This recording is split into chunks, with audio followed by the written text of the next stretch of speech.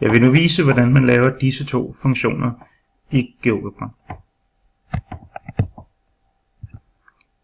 I GeoGebra, der skriver jeg hvis, sådan der, og så vælger jeg betingelse, så ellers.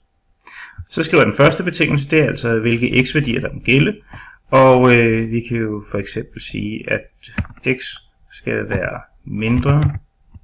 mindre end skal vi sige 4. Hvis den er det, jamen så hedder funktionen 3, kan vi sige. Og hvis det ikke er tilfældet, så må det være noget andet, der er tilfældet. Og så skriver vi altså hvis igen. Og her, der vælger vi kun den, der hedder betingelse så. Og det er fordi den stykvise funktion, vi laver, den er altså kun i 2 stykker. Så vælger vi betingelsen, og det må så være, hvis x er større end 4. Større eller lige med 4. Jamen så må det gælde, at x er x minus 1. Og så trykker vi simpelthen enter. Så kommer vores funktionsforskrift op her, hvor der altså står, at funktionen her, den er 3, når x er mindre end 4. Det kan vi se, det er den vandrette del her. Helt op til x-værdien er 4. Så stopper den. Og når x-værdien så bliver større eller lige med 4, jamen så er det altså x minus 1, der gælder. Det vil sige, så fortsætter den opad her. Så det var den ene, jeg gerne vil vise. Den anden, jeg gerne vil vise, det er, at jeg skriver igen hvis, betingelse, så, ellers.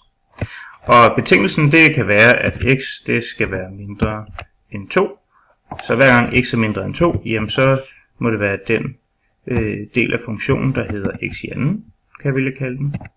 Og hvis det ikke er tilfældet, hvis man har et x, der er større end 2, jamen så skriver jeg hvis igen, og så vælger jeg betingelse så.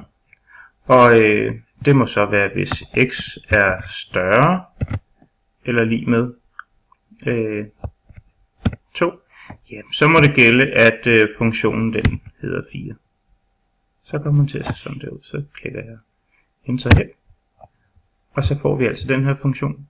Sådan at så der kan vi altså se, at hvis vi indsætter et x, der er mindre end 2, det kan være minus 2 for eksempel, jamen så må det være den del af funktionen, der hedder x i anden. Lige så snart vi kommer over til en x-værdi, der er større end 2, så må det være den her del, der hedder 4, der gælder.